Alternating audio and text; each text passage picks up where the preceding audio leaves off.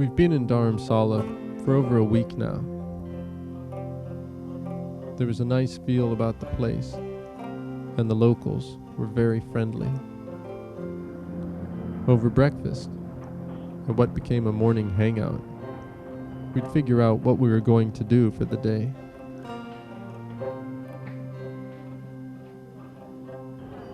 Today, we'd wander down to the Buddhist monastery, where monks live and study, and tourists wander. Many from the local Tibetan community also come here to give prayer. It was interesting to witness another culture's religion, especially since we were only just learning about it.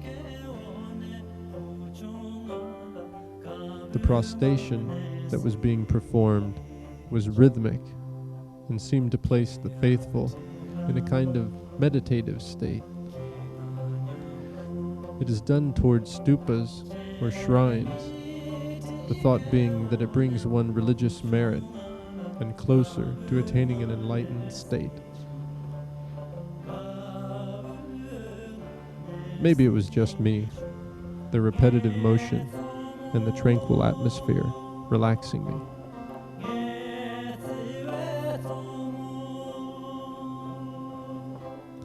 A sprucing up was going on in anticipation of the return of the Dalai Lama from a trip to the United States.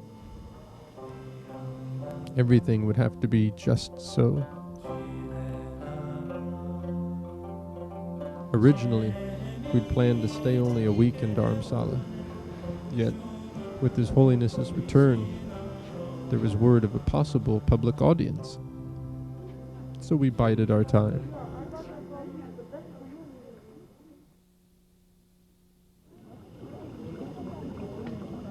Finally, it was the day of the Dalai Lama's return.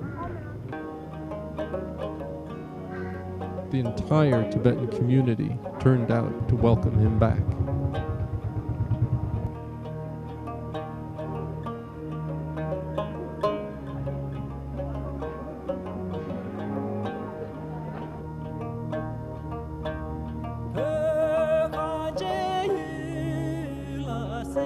People came out early to get good seats.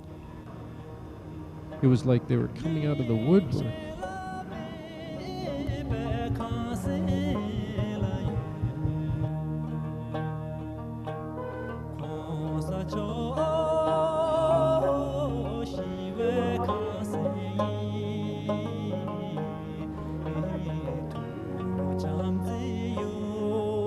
Last-minute details were completed for his arrival.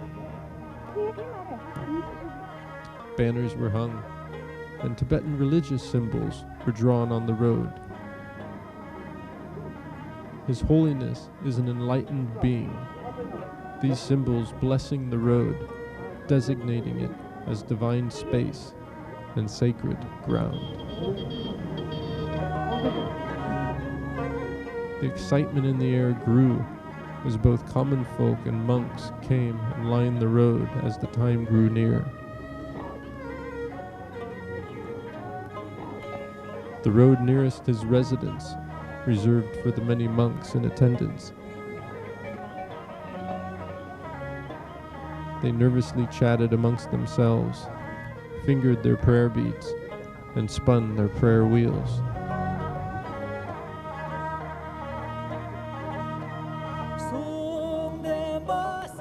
After all were readied and in place, everyone waited and waited.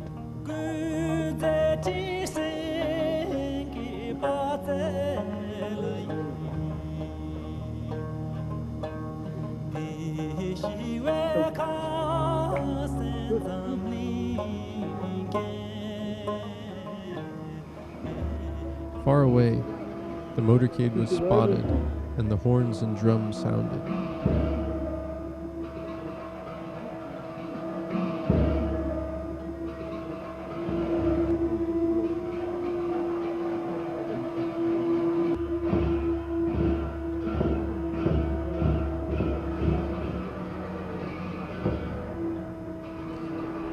Eventually, the Dalai Lama's motorcade arrived, and all too quickly, he was gone. The tension dissolved, leaving amongst those present what seemed a sense of relief that their spiritual leader had returned safely.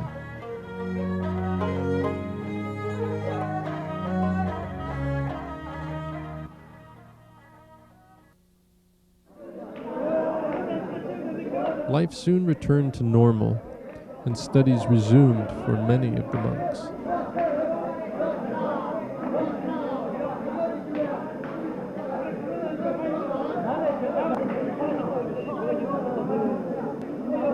Looking serious here debating, they dramatically add emphasis to their points.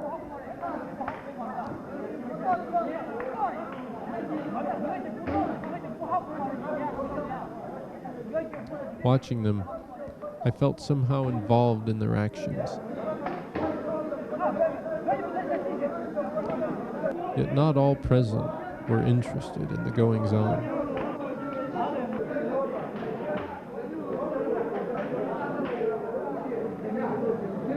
It all seemed quite serious. That was, until the false tension dissolved into uncontrolled laughter.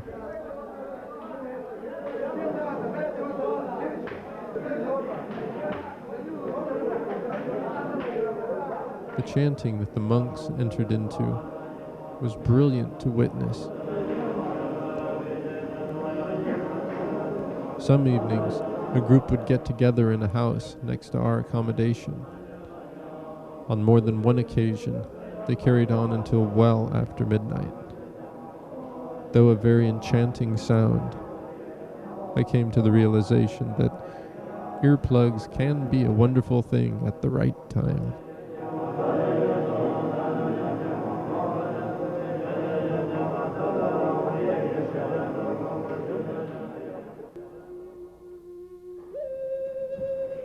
During our stay in Dharamsala, we learned a lot about the Tibetan people, their customs, their kindness, and their struggle to regain their homeland, which the Chinese invaded in 1959.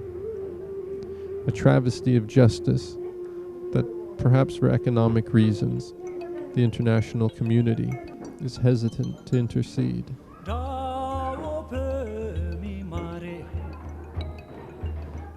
The Tibetans are a tough, resilient people who labor to aid their cause. Here in the handicraft shop, workers produced rugs which, when sold, helped fund the community. It was funny being here. We only popped our heads in at first, but were waved in and invited to stay and look about.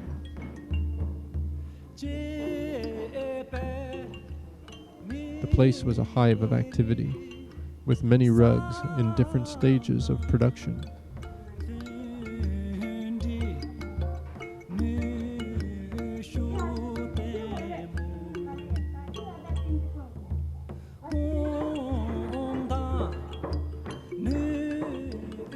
Everyone had a job. It was really interesting to watch and see how they meticulously craft each piece.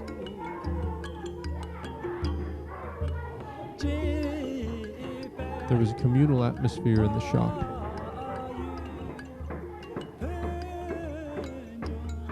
It was a pity that we couldn't afford to splurge on a rug. Though really not expensive for the quality, about $50 US, we had to mind our money supply. That much money in India goes a long way. Siobhan and I could get food, accommodation, and transportation for the better part of a week on that much money. We had to make things last until we got to Australia, where we could get work. Across the road, the tailors were exceptional and always fun to visit. As I was having a coat made, I had an excuse to visit them on several occasions. Immediately upon entering, you felt welcome, a sense of camaraderie hanging about the place. Good-natured chatter was constant between the employees as I got some shots. Maybe they were wondering what I found so interesting. Eventually, I let each of them see what I'd been shooting, which only seemed to amuse them more.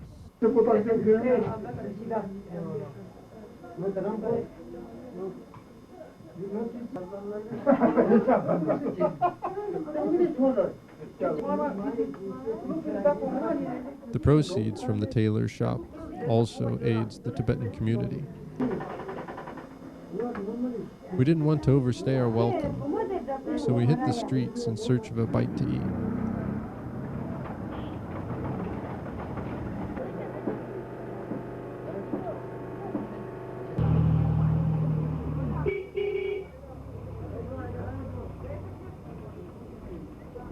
I got distracted on the way, though, this boy curious as to what I was doing.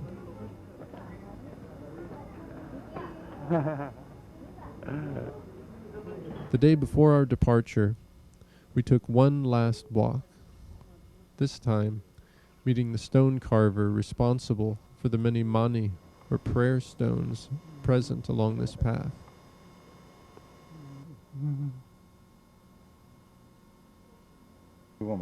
He's commissioned by people who give him an offering to inscribe prayers or blessings for them. A common inscription is Om Mani Padme Hung. This mantra, or prayer, when spoken or read, invokes upon all people the benevolent attention and blessings of Chen Rezig. In Tibetan Buddhism, the embodiment of compassion. The slate the carver uses comes from a hillside by the Bagsu waterfall.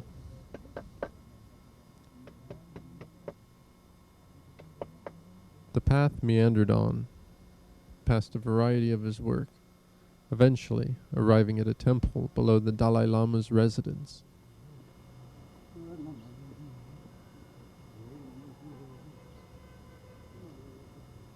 Festooned with prayer flags and shrouded in fog, it was a tranquil place where the Tibetan people come to give their daily prayers. We were sad to leave McLeod Ganj, as during our stay we made many friends amongst the locals and fellow travelers. Several of the latter we'd bump into months later and thousands of miles away. We left, proceeding north by bus to Manali, at the top of the Kulu Valley. Our journey today would take 12.5 hours. We'd been lucky with our buses so far. No big delays or problems to speak of.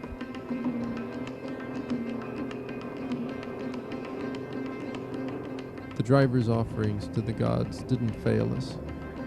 In the case of this bus, though, we started to smell gasoline. A couple of hours into our journey, the driver eventually had to stop. He and the conductor ended up changing a leaky fuel line, hence the passing traffic.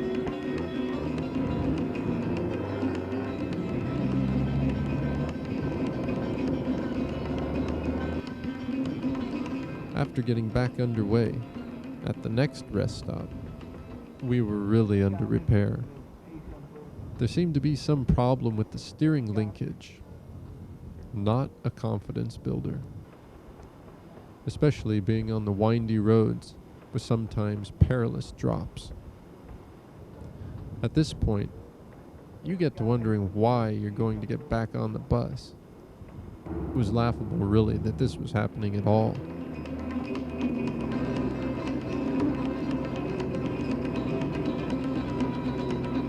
Eventually, we did get to Manali, after stopping just one more time to pick up 6 new tires.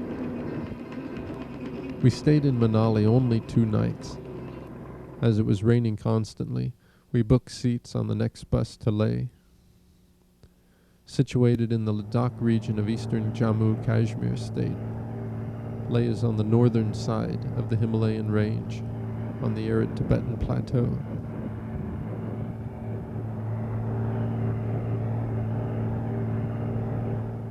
We boarded the bus before dawn. This would turn out to be the most spectacular bus journey Siobhan and I would take in all our travels. The scenery being on such a grand scale, I can honestly say I've never been in more awe of my surroundings. For over 2 hours we climbed on switchback roads. Away from Manali we rose through the clouds and out of the Kulu Valley. We would soon be gaining the drier, clearer weather as the mountains and altitude combined to block the advance of the monsoon. Eventually, we reached the first mountain pass, Rotang La. At just over 13,000 feet, it afforded brilliant views and gave us a taste of what was yet to come.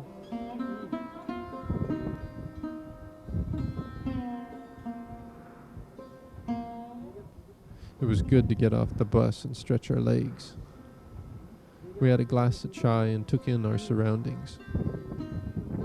It sure was nice to sit and enjoy the views without the constant drone of the bus's motor and the ever-present dust floating about you in the cabin. Though we reluctantly reboarded the bus to continue on, we looked forward to what was yet to come. This was only the beginning. An elbow in the ribs and the exclamation, "Ooh, look at that," was to become quite routine. Sometimes we met convoys of army trucks on the move, cargo and fuel trucks as well. The only reason they slowed us down was because there was no way to pass.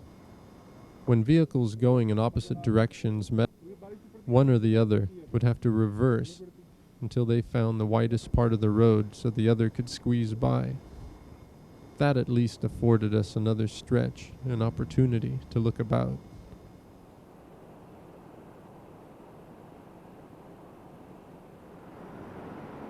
The raw power of nature here was evident when we passed through the tiny village of Darcha, or what was left of it. The snow melt, swelling the rivers and changing their course with disastrous effects. Long after dark, we finally stopped for the night at a tent village.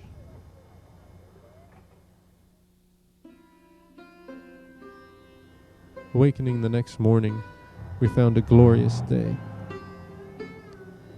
Today we would gain 3 new passengers. They didn't like their bus. Something about the conductor having to get out on the steep hairpin turns to throw a block under a tire.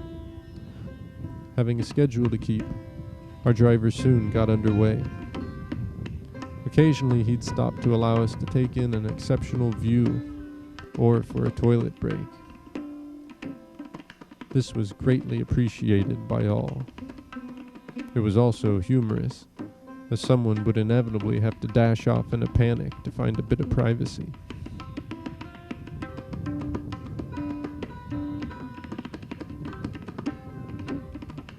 On the bus, you'd eat what provisions you brought for the trip, but we also made stops at roadside encampments for a hot drink or a bite to eat. Feeling the effects of the dry, thin air, everyone wandered about in a daze, marveling at the landscape around us. With one incredible view after another, no one really minded the arduous journey. The thin air up here was bizarre to deal with. While on the bus, you really didn't notice it, except for a mild headache. Eventually we came to the pass of Taglang La. At an elevation of 17,582 feet, it's the second highest motorable road in the world.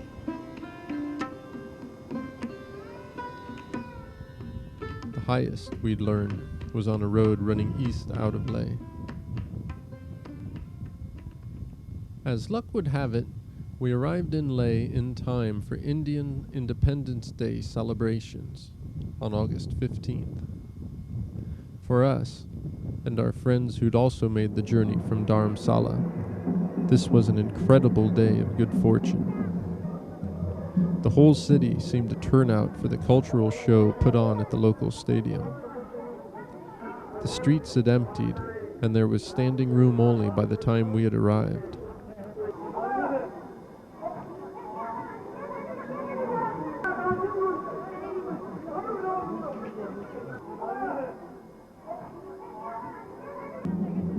During instances such as this, when you're able to observe a large gathering of people, it afforded some terrific people watching.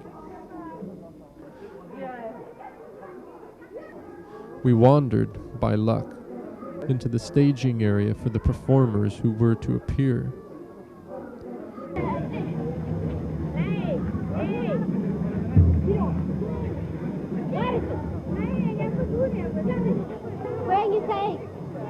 It was brilliant to be amongst the colorful participants and to get a closer look.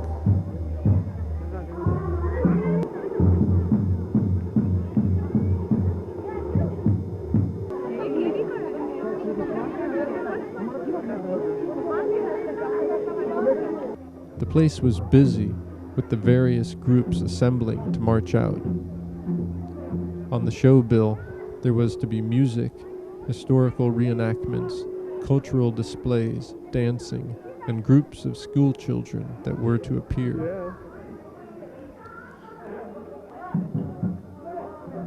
Depending upon who you were looking at, the participants were anxious, nervous, or giddy. I couldn't blame them.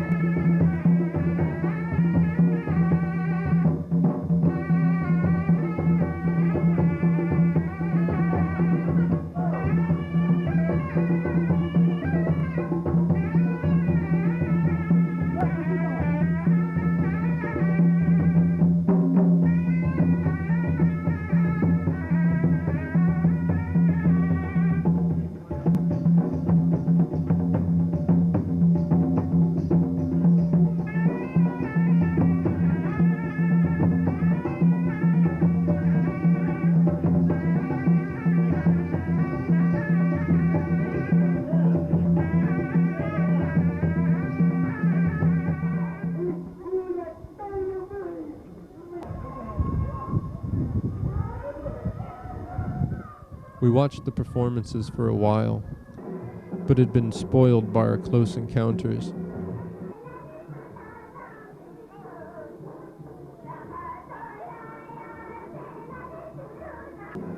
It was good to be tall, but from a distance, it really made no difference. It wasn't easy to see.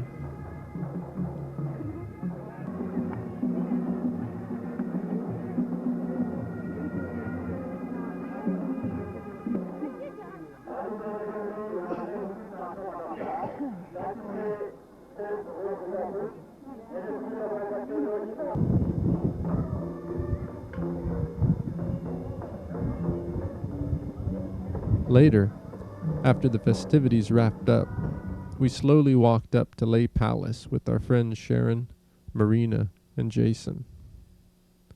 A monk who's caretaker of the palace let us in. Built in the 16th century, it stands on a perch above the city. It's now in a dilapidated condition, the damage caused by wars in the last century between Ladakh and Kashmir to the west. There wasn't a lot to see, but the palace's main prayer room was still in good order, the gloom and dust only adding to its character.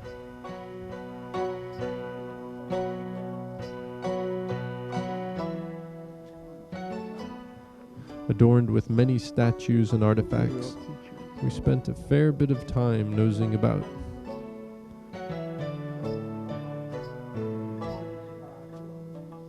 The animated masks seemed to ward off evil spirits. It was almost as if they were trying to speak to you. Maybe that's a bit of a stretch, but they were interesting to look at all the same. Perhaps the only drawback to our visit here was the arrival of a tour group and their chattering guide. I suppose it wouldn't have been so bad if I knew what he had been saying.